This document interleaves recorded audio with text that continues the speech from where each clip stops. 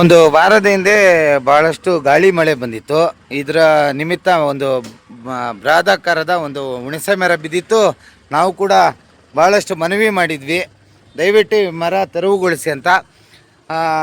ನಮ್ಮ ಮನವಿಗೆ ಸ್ಪಂದಿಸಿದ ಸ್ಥಳೀಯ ಶಾಸಕರು ಹಾಗೂ ನಮ್ಮ ಪೌರಾಯುಕ್ತ ನಾಗಪ್ಪನವರು ತತ್ಕ್ಷಣವಾಗಿ ಒಂದು ಟ್ರ್ಯಾಕ್ಟರ್ ಹಾಗೂ ಈ JCB ಮೂಲಕ ಈ ಒಂದು ಮರ ತೆರವು ಕಾರ್ಯ ನಡೀತಾ ಇದೆ.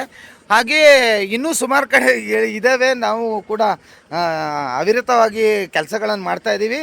ಅದರಲ್ಲೂ ಕೂಡ ಸಂತ ಜೋಸಫರ ದೇವಾಲಯದ ಕಾರ್ಯದರ್ಶಿ ಮೈಕಲ್ ಜೆ ಡಿಸೋಜಾ ಈ ಒಂದು ಕೆಲಸದಲ್ಲಿ ತುಂಬ ತಮ್ಮ ಶ್ರಮ ವಹಿಸಿ ಪ್ರತಿ ಬಾರಿಯೂ ನಮ್ಮ ಸಾಗರದ ಶಾಸಕರ ಬಳಿಯಲ್ಲಿ ಹೋಗಿ ಇದೊಂದು ಸ್ವಚ್ಛತಾ ಕಾರ್ಯಕ್ಕೆ ಅವಕಾಶ ಮಾಡಿಕೊಡಿ ಅಂತ ಕೇಳಿದಾಗ ಶಾಸಕರು ಕೂಡ ಮೈಕಲ್ ಜೆ ಡಿಸೋಜಾ ಅವರ ಮನವಿಗೆ ಸ್ಪಂದಿಸಿದ್ದಾರೆ. ನೀವೆಲ್ಲ ನೋಡ್ಬೋದು, ಭಾಳಷ್ಟು ದೊಡ್ಡ ಮರ ಇದು. ಇಂಥ ಒಂದು ಮರ ದಿಂಬೆಗಳೆಲ್ಲ ಬಿದ್ದಿದ್ದು, ಇದನ್ನೆಲ್ಲ ಈಗ ತೆರವುಗೊಳಿಸಿದ್ದಾರೆ. ಶಾಸಕರಿಗೂ ಹಾಗೂ ಸ್ಥಳೀಯ ನಗರಸಭೆಯವರಿಗೆ ನಾನು ಧನ್ಯವಾದಗಳನ್ನು ತಿಳಿಸ್ತೀನಿ. ಯಾಕಂದರೆ ಮನವಿಗೆ ಸ್ಪಂದಿಸಿದರೆ ನಾವು ಅವರಿಗೆ ಧನ್ಯವಾದ ತಿಳಿಸೋದು ನಮ್ಮ ಕರ್ತವ್ಯ. ಹಾಗಾಗಿ ನಾನು ಈ ವಿಚಾರದಲ್ಲಿ ನಾಗಪ್ಪನವರಿಗೆ ಹಾಗೂ ಸ್ಥಳೀಯ ಶಾಸಕರಿಗೆ ನಾನು ಅಭಿನಂದನೆಗಳನ್ನು ತಿಳಿಸ್ತೀನಿ. ಮೈಕಲ್ ಜೆ ಡಿಸೋಜಾ ಅವರೇ ನಮಸ್ಕಾರ. ಮೈಕಲ್ ಜೆ ಡಿಸೋಜಾ ಅವರೇ, ಮರ ಬಿದ್ದಿತ್ತು, ಸುಮಾರು ದಿನ ಆಗಿತ್ತು, ತೆರವುಗೊಳಿಸ್ಬೇಕಿತ್ತು, ಸ್ವಲ್ಪ ವಿಳಂಬ ಆಯಿತು, ಏನಂತೀರಾ? ಪೌರ ಕಾರ್ಮಿಕರ ಕೊರತೆ ಇರೋದಂತೂ ನಮಗೆಲ್ಲ ಗೊತ್ತಂತ ವಿಚಾರಕ್ಕೆ ನಾನೊಬ್ಬ ಮಾಜಿ ಪುರದ ಸದಸ್ಯ. ಆದರೆ ಮರ ಬಿದ್ದು ಸುಮಾರು ಒಂದು ವಾರ 10-12 ದಿವಸ ಆಗಿತ್ತು. ಏನು ಶಾಲೆ ಆರಂಭ ಆಗಬೇಕು ಅನ್ನೋ ಸಂದರ್ಭ ವಿಚಾರ ಇತ್ತು. ಅತಿಥಿ ಮತ್ತು ನಮ್ಮ ಧರ್ಮಕೇಂದ್ರದ ವಾರ್ಷಿಕೋತ್ಸವನ ನಾವು ಆಚರಣೆ ಮಾಡ್ತಾ ಇದ್ದೀವಿ.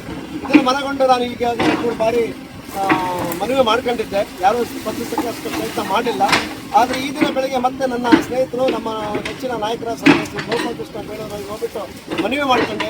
ತಕ್ಷಣವೇ ಅವರು ಆಯುಕ್ತರಾದ ನಾಗಪ್ಪನವರಿಗೆ ವಿಚಾರ ತಿಳಿಸಿ ಕೂಡಲೇ ತೆರವುಗೊಳಿಸ್ಲಿಕ್ಕೆ ಹೇಳಿದರು. ನಾಗಪ್ಪನವ್ರಿಗೂ ಸಹ ನಾವು ಮಟ್ಟಿಗೆ ಹೋಗ್ಬಿಟ್ಟು ನಾವು ಮನವಿ ಮಾಡ್ಕೊಂಡಾಗ ತಕ್ಷಣ ತೆರವು ಮಾಡಿಕೊಡ್ತೀನಿ ಅಂತೇಳಿ ಭರವಸೆ ಕೊಟ್ಟು ಒಂದು 3 ಗಂಟೆ ಒಳಗಾಗಿ ಅವರ ಕಾರ್ಯಾಚರಣೆ ಮಾಡ್ತಾ ಇದ್ದಾರೆ. ನಾನು ನಗರಸಭೆ ಆಯುಕ್ತರಿಗೆ, ಸಿಬ್ಬಂದಿ ವರ್ಗದವರಿಗೂ, ಆ ಶಾಸಕರಿಗೂ ನನ್ನ ಸಮಾಜ ಪರವಾಗಿ ನನ್ನ ಪರ ವೈದ್ಯಕರ ಒಳ್ಳೆಯ ಸಾರ್, ನಿಮ್ಮ ಧಾರ್ಮಿಕ ಕ್ಷೇತ್ರದ ಹಬ್ಬನೂ ಇರಬಹುದು, ಆದರೆ ಇಲ್ಲಿ ಬರುವಂಥ ರೋಗಿಗಳಿಗೂ ಕೂಡ ತೊಂದರೆ ಆಗಿತ್ತು. ಮುಖ್ಯವಾಗಿ ನಮಗೆ ಇಲ್ಲಿ ಮಗು ಮಕ್ಕಳಿಗೆ ಚುಚ್ಚುವಂಥ ಜಾಗ ಇದು. ಇಲ್ಲಿ ಮಕ್ಕಳಿಗೆ ಓಡಾಡಲಿಕ್ಕೆ ತುಂಬ ದೊಡ್ಡ ತೊಂದರೆ ಆಗ್ತಾ ಇತ್ತು. ಆ ವಿಚಾರವಾಗಿ ನಾವು ಅದನ್ನು ತೆರವುಗೊಳಿಸಬೇಕು ಅನ್ನೋ ಬಲವಂತ ನಂದಿತ್ತು. ಮತ್ತು ಇತ್ತೀಚಿನ ದಿನಗಳಲ್ಲಿ ಮತ್ತೆ ಶಾಲೆ ಆರಂಭ ಆಗ್ತಾ ಇದೆ. ಹಾಗಾಗಿ ನಾನು ಇದನ್ನು ಅವರು ಒತ್ತಡ ಮಾಡಿ ತೆರವು ಮಾಡಲೇಬೇಕು ಅಂತ ಕೇಳ್ಕೊಂಡಾಗ ಅವರು ನಮ್ಮನ್ನು ಮನವಿ ಸ್ಪಂದಿಸಿದ್ದಾರೆ. ನಾವು ವಿಶೇಷವಾಗಿ ನಮ್ಮ ಶಾಸಕರಿಗೆ ನಾನು ನನ್ನ ನಮಸ್ಕಾರಗಳನ್ನ ತಿಳಿಸಿದ್ದೀನಿ. ಧನ್ಯವಾದಗಳು ಮೈಕಲ್ ಜೆ ಡಿಸೋಜಾ ಅವರೇ. ಶಾಸಕರಿಗೂ ಹಾಗೂ ಪೌರಾಯುಕ್ತ ನಾಗಪ್ಪನವರಿಗೂ ಲೈವ್ ಸಾಗರ್ K15 ನಿಂದ ಅಭಿನಂದನೆಗಳನ್ನು ಸಲ್ಲಿಸ್ತೀನಿ. ಧನ್ಯವಾದಗಳು.